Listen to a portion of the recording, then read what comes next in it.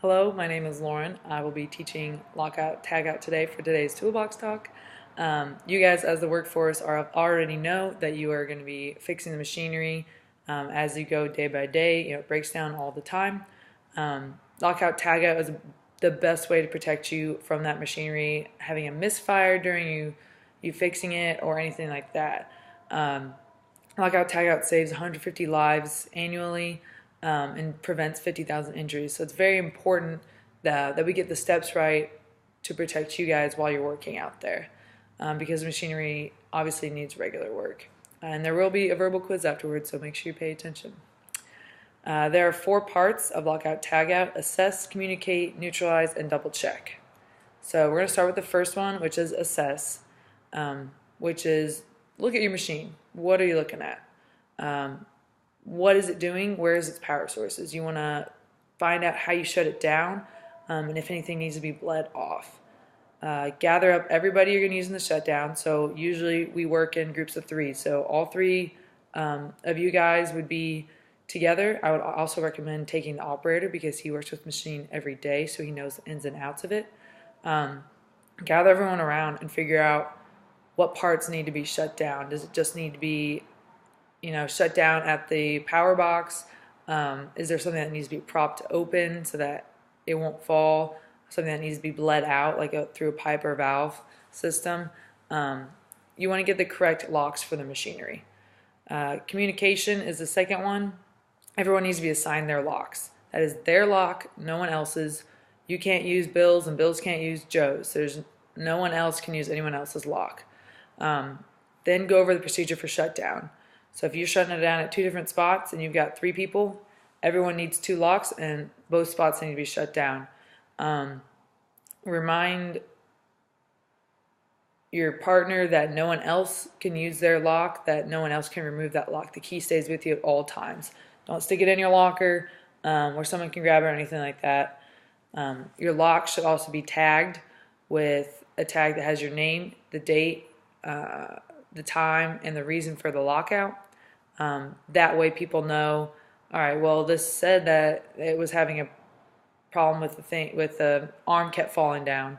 That way you can make sure that they don't turn it on and the arm falls down on you. Then let them know what parts are going to be shut down. So again, going back to how many portions of it you need to shut down, a valve and the lockbox, or just you need to do one part. It's important that everyone knows how many different parts are going to be shut down and that there's enough locks that are adequate for the situation. The third one is to neutralize the threat. Obviously, shut down the equipment and put your locks on there. The biggest part of this is shutting them down properly. So there's a bunch of different locks, and I'm going to show you a couple of them because when you shut down machinery, you can be disconnecting electric, you can be just releasing energy, you can be blocking moving parts, draining hydraulic lines. So I've got a couple different locks for that. So the first one is, this is your average lock with also a tag. So this is what you're going to have, basically with, it's going to have your name on it. When there's multiple people on one lock or one space, this is what you're going to see. As you can tell, there's 6 different spaces. That means 6 different locks, 1 per space. I've seen some with 12 on them. You can get bigger ones. You can even put 2 of these big ones on there. The third one is the tag, what the actual tag will look like. So we have these in our box. It says do not operate. It has your name, date, and time, and then it has the reasons right here. And it right on with a Sharpie, then you can throw them away when you're done. So when you're locking out electrical boxes, this is typically what you're going to see. You can see the lock is over here. You can't flip the switch. So this blocks the switch, and then that locks on there. And the only electrician would have this lock. When there comes a wheel, you actually can use, there's 2 different ways you can do it. There's this wire that goes around it.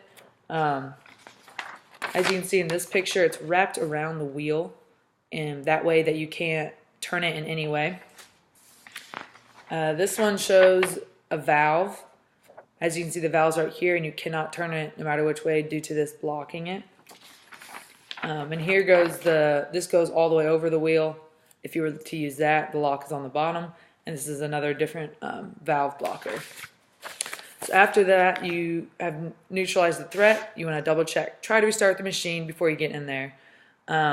When you're done and everything worked out fine, you guys have fixed everything, check that all locks have been removed and are in the hands. I personally like it when everyone circles up. I don't care what you do. Everyone has their lock in their hand with their key on it. You can see it, and you've got all your guys there. Don't say, hey, Billy, can you unlock mine for me and bring it back here? Nope, you're the only one who can unlock it.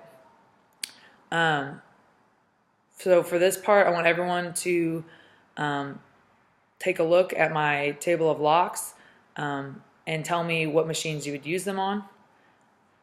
And then for the summary, assess, communicate, neutralize, double check. Keep running that through your mind. That's what you want to do when you're about to do a lockout tagout. Your locks need to have your name, date, number, and reason for lockout on them. Each person should have their own lock and never be used by anyone else. And different types of lockout tagout are disconnecting electrical, releasing energy, blocking moving parts, and draining hydraulic lines. Now for the test. How many steps are there during lockout tagout? There's 4. True or false? If someone's lock is left on, it is alright to just turn off the machine and put a paper on it that says do not use. False. Everyone has their own individual lock. True. If you can't find a lock nearby, it is alright to just turn off the machine and put a paper on it that says do not use. False.